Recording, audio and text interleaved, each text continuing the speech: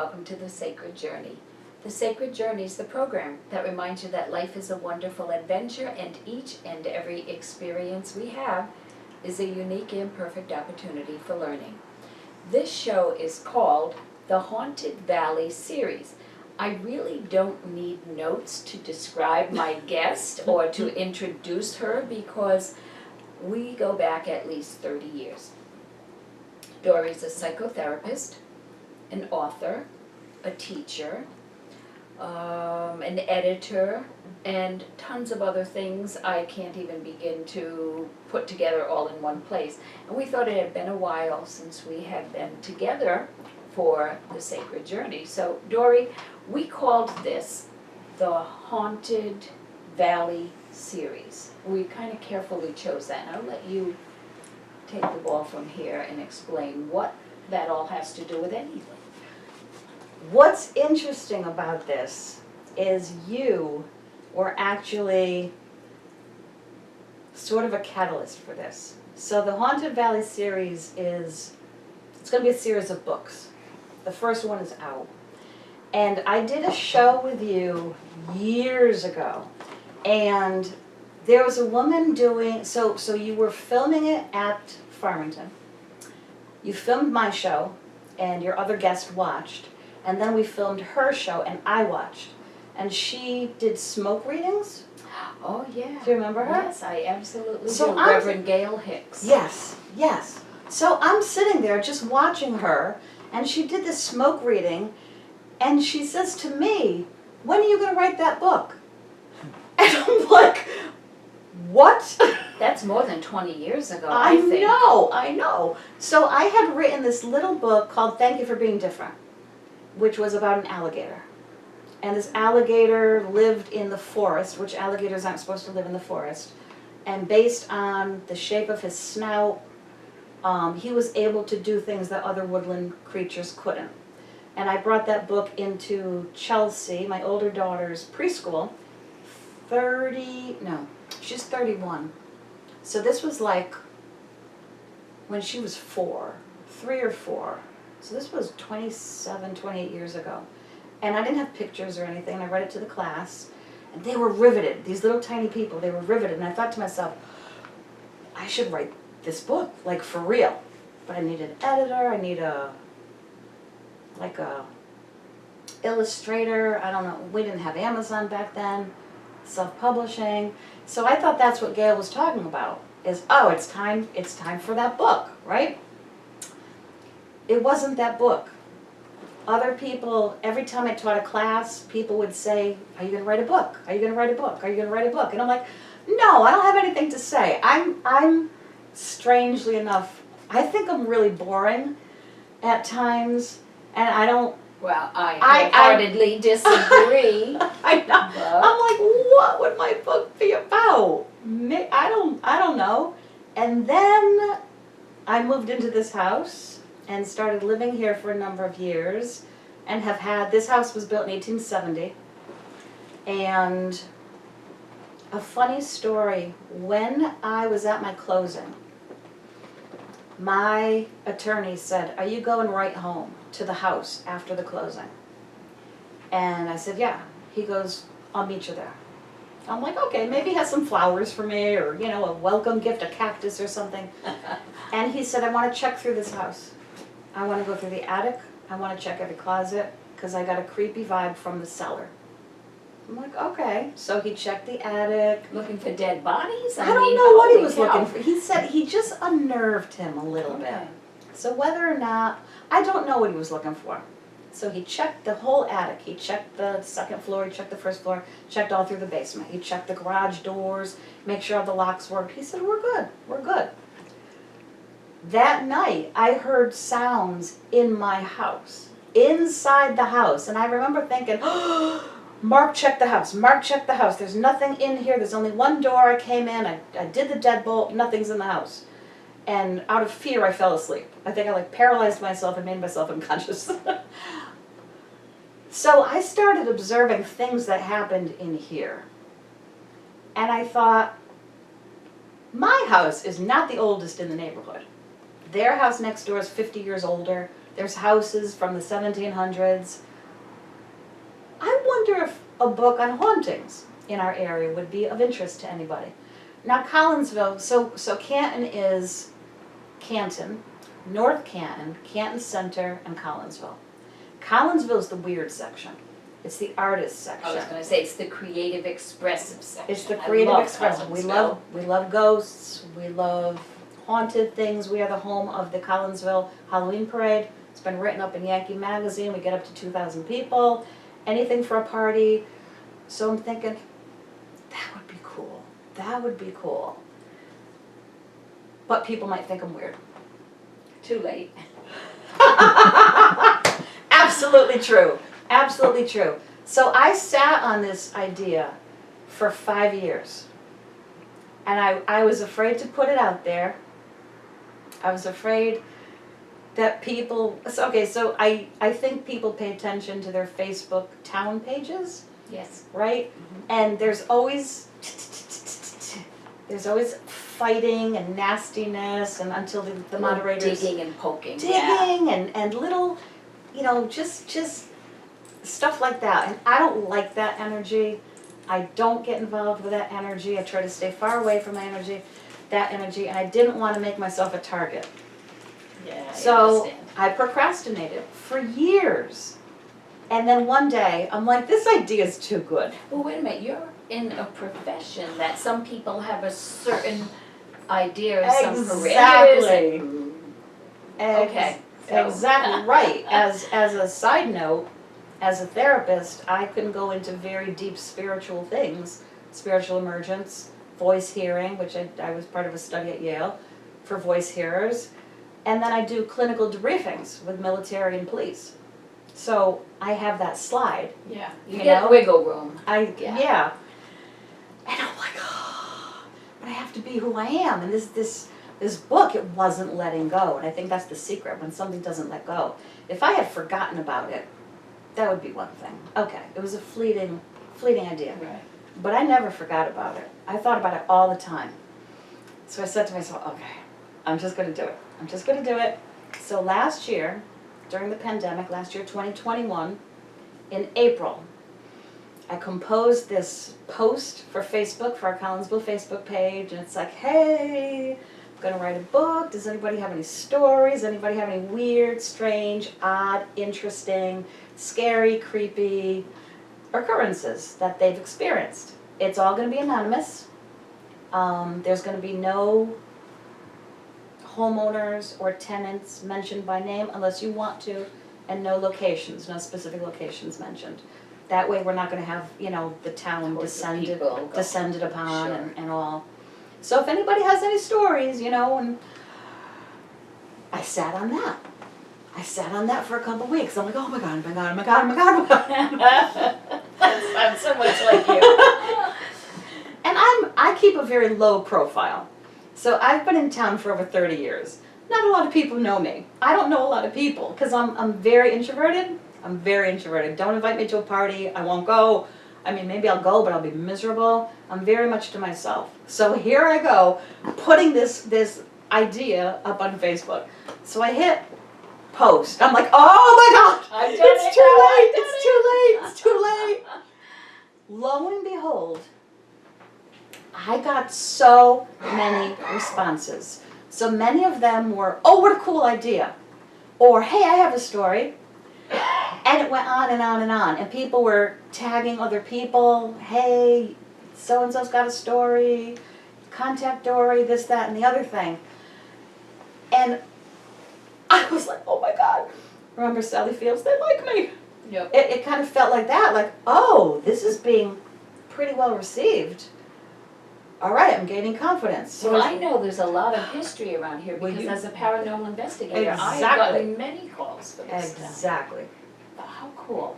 So I started making the connections and setting up interviews, and I would just sit with somebody, they tell me their story, I record it, I transcribe it, I send to them, they approve it, and then they sign a contract giving me permission to use the story in the book only. And that's all there was to it.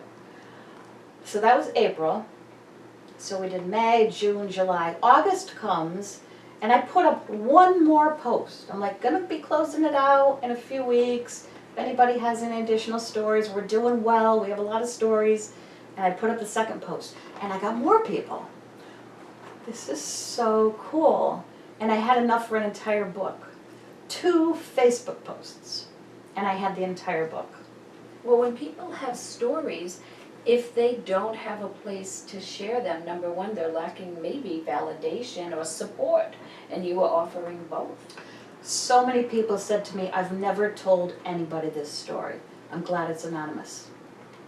You know, and it gave them permission to thank you for listening, is what a lot of people said at the end. And everybody started out, you're gonna think I'm nuts, but this really happened.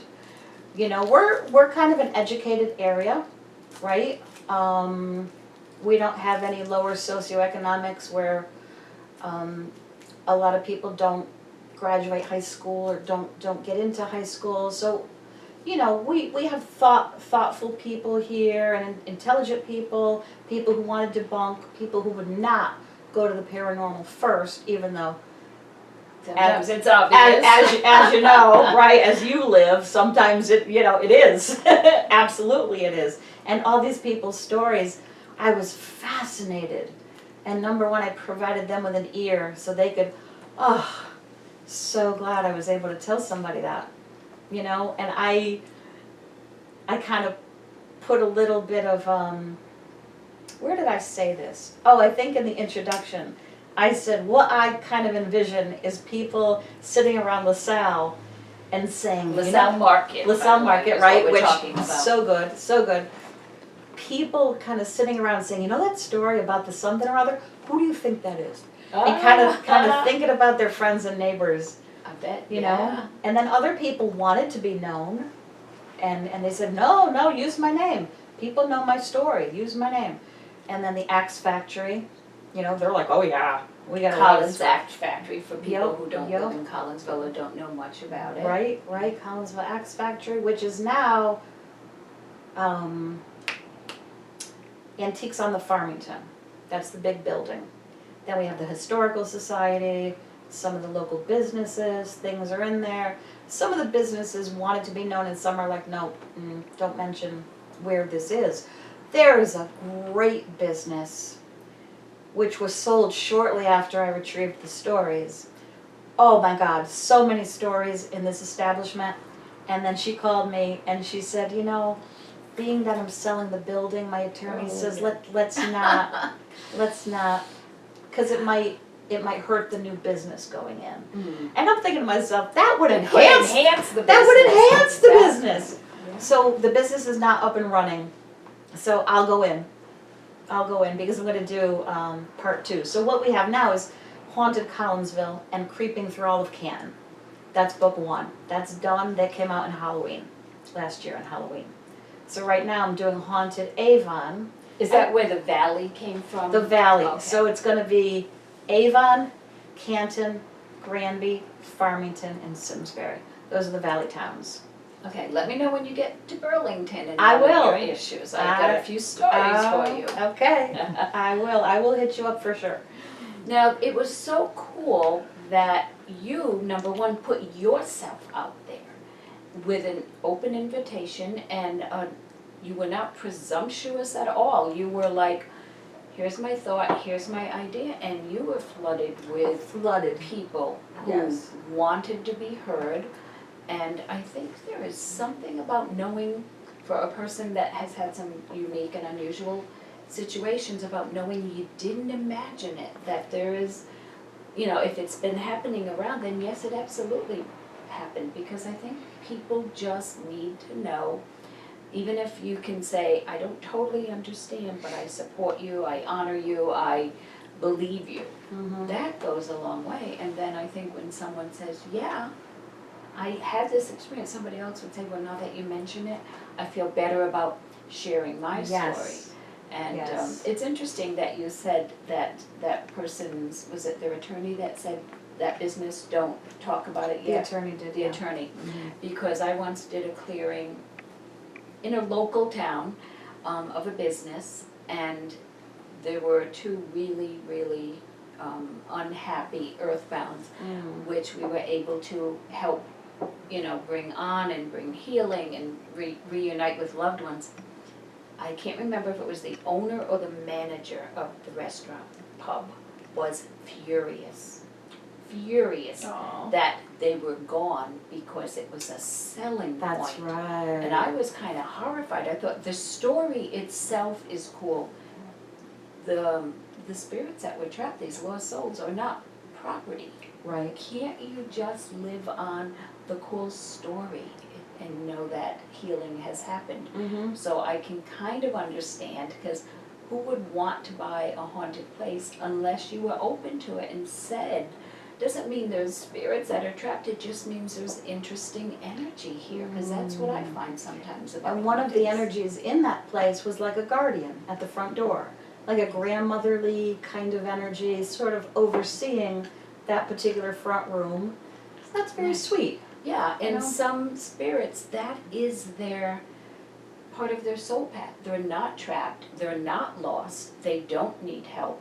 Part of their soul development is that this is the work I'm doing. This is what I've made an agreement and a commitment to do, and for a certain period of time, this is what I will do. Mhm. That's absolutely wonderful. Who wouldn't want something like that? Right. And then knowing that there are people like you that put this together and honored and validated, people will go, okay, so I don't need to freak out. I don't need, Mhm. and just perhaps noting that there are times that things are very uncomfortable and even dangerous, then something needs to be done. But there are times that it's just interesting, because this is life.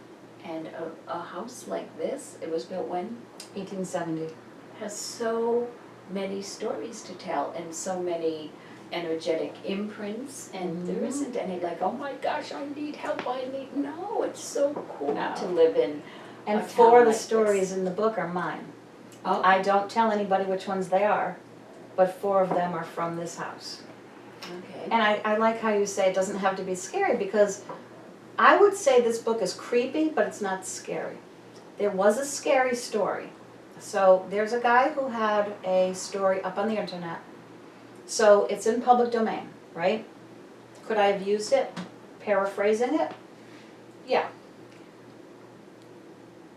And I found out where he was currently living, and I texted him, emailed him, and wrote him a letter.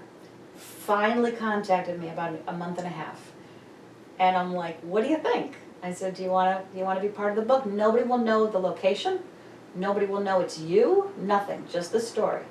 And he said, I think so, can I get back to you? So more weeks went by, and I'm like, tick, tick, And he finally did. He goes, yeah, let me give you more information on it. So he did, and turned it into,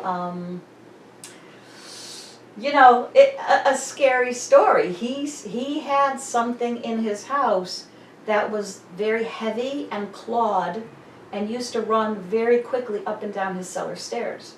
And he said, this is not an animal that got in from the outside, because it was too heavy. And when his parents were out of the house, he needed to put a bookshelf against the cellar door, because he was afraid it was going to get up into the house. But he said this was terrifying. They had a couple priests come to the house, and it would just run faster. And he moved after that. He left that house. But he never followed up. I sent him the story in final form. I did not get his permission, so I did not put that in the book.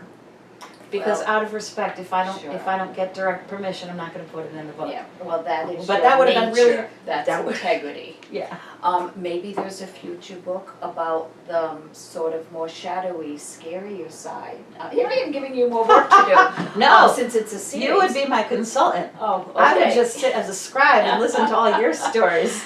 But if you're watching, you know who you are. I would be happy to, because in shamanic work, we can go back in time to those times that you were troubled, tap into that energy, and give it release, and to do some shamanic work. So just wanting you to know, it is never too late to address something. Right, and it's not just ghosts or inhabitants or spirits or entities. It's missing things. Things just go missing. This guy, he lived at his house decades, every day he would come home, put his keys in the right spot. That spot, that's the spot for the keys. One day he came home, put his keys in the spot, went upstairs, and he came back down, they were gone, never to be found again. Turned the house Oh, they inside didn't out. reappear, They because didn't- sometimes they they never- dematerialize and reappear. Never No. reappeared. So all kinds of strange and interesting things. Yeah, it would be really, the word interesting, to kind of do a little bit of an overview of, this is a very typical and common thing to disappear. Metals are very easy to, Shiny things. yeah, those are things that disappear a lot, but they're also very easy to literally dissolve and come back. Metals are very, there's a lot of alchemy that happens That's with cool. them, and I find that with gems, jewels, jewelry, keys, things like that. But it would be interesting to kind of track where there's similarities and differences, so. I want to capture your attention for some more shows in the very near future, because we don't do this often enough, and we have about 2 minutes left. So up your sleeve, you have some future books. Yep, so I'm collecting stories from Avon and Simsbury. Avon is a little bit dry. Not tons and tons of stories from Avon. Come on, Avon. Come folks. on, Avon! So contact me. So what I decided to do is combine Avon with Simsbury. Okay. Okay, That makes so sense. there's a bunch of businesses in Simsbury, and I haven't solicited from residential yet. Okay, I've Well, gotten more why? calls from both Simsbury and Avon, repeatedly, more Simsbury. Yeah. Homes and businesses, Yeah. more Simsbury. And then I'll be doing Granby and Farmington. Okay. So if anybody has any stories, and then I'll be doing Collinsville Part 2. So send them my way. Okay, and I'm going to throw a little teaser out there because I thought we were going to have some company right now. I know. Booze! And I have to say, you have the most interesting, fascinating dog I've ever met. I hear him Here he walking. comes. So let's Come here. introduce him Come here. and promise that there'll be a future show This is about this Booze. beautiful, unique baby. Yep. Hi, sweetie. Yep. So this is Booze, B-O-O-S. There he is. There he is. He's my sweet Such boy. a good He's boy. my sweet boy. He's a greyhound. Yep. And he's had some trauma in He's- his early yep. life. Yep. And he hit the jackpot with being adopted by Dory. So we're That's probably my good he's now having to figure out what that camera is, because it's a little taller than you with those beautiful long legs. So another assignment I'm giving you is, he is so photogenic and he is so hysterically funny with these great big long lanky legs, that you take pictures that have me in tears with laughter when you post them. I think we need a calendar. Okay. I mean, Okay. look at that face. Chris, can you get a nice close-up? Is there any way we can do that? And that will be our goodbyes. So thanks for joining us on the Sacred Journey. We'll catch you next time.